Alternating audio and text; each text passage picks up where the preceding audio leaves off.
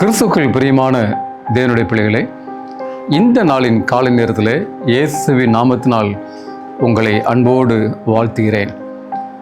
தேவனுடைய கரம் இந்த நாளிலே உங்களோடும் உங்கள் குடும்பத்தோடு கூட இருப்பதாக.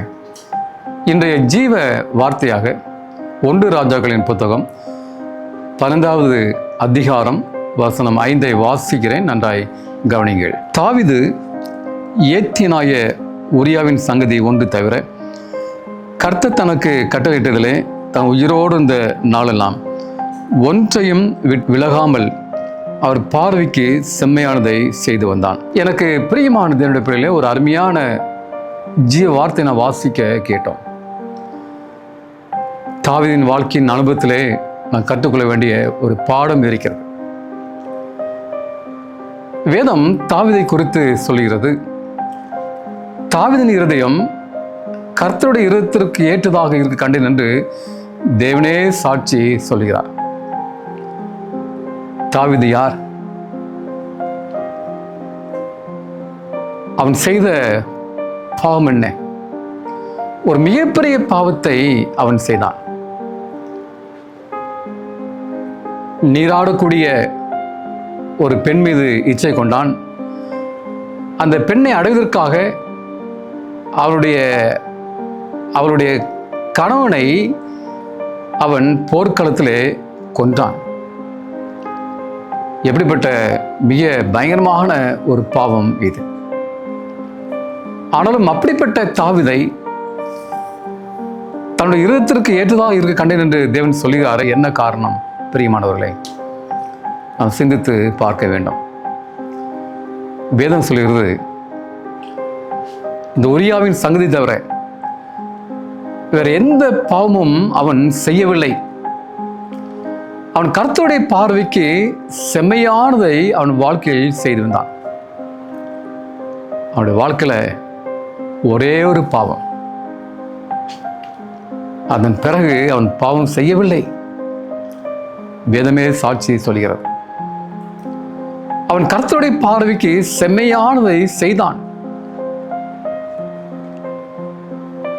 செம்மையானதை பேசினான். அவன் ராஜாவாக ஆட்சி செய்த காலத்தில் மக்களுக்கு வேண்டிய எல்லா காரியங்களை ஆண்டவருடைய பார்வைக்கு அவன் பிரியமாய் செய்தான்.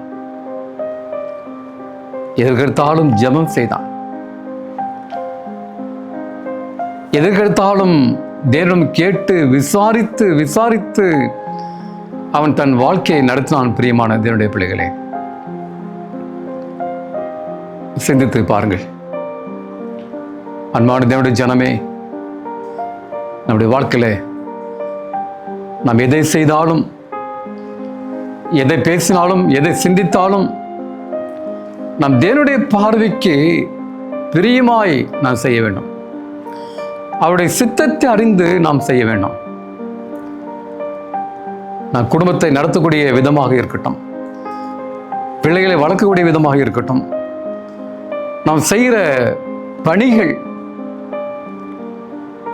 எல்லாவற்றையும் ஆண்டவருடைய பார்வைக்கு நாம் பிரியமாய் அருமையாய் நாம் செய்ய வேண்டும். பிரியமானவர்களே, இந்த உலகம் நம்மை பாராட்ட வேண்டும் என்பதற்காக அல்ல, மனுஷன் நம்மை பாராட்ட வேண்டும் என்பதற்காக அல்ல.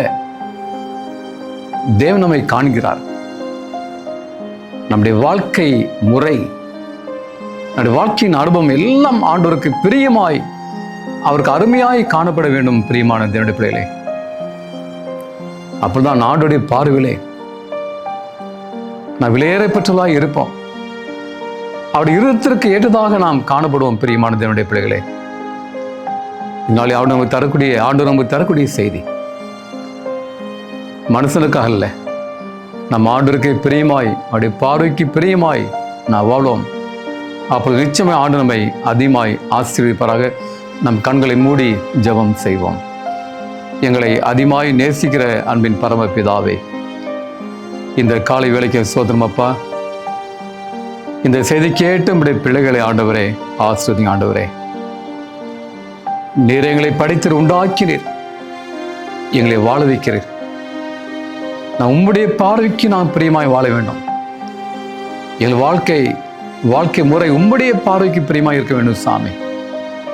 எதை செய்தாலும் உன் நாமம் மையப்படும்படியாய் செய்ய கிருபை தாரும். இந்த நாளில் உடைய பிள்ளைகளை பாதுகாத்துக் கொள்ளுங்க. போக்கில் வரது கூட இருங்க. எல்லா தேவைகளையும் சந்திங்க, பாரங்களையும் சந்திங்க ஆண்டவரே. ஒருவேளை வியாதி இருக்கலாம், பலவீனம் இருக்கலாம், பிரச்சனை இருக்கலாம்.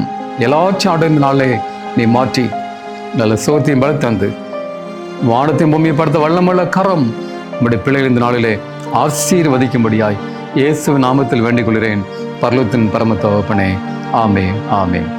கர்த்தருடைய ஆசீர்வாதம் உங்களோடு கூட இருப்பதாக. ஆமென்.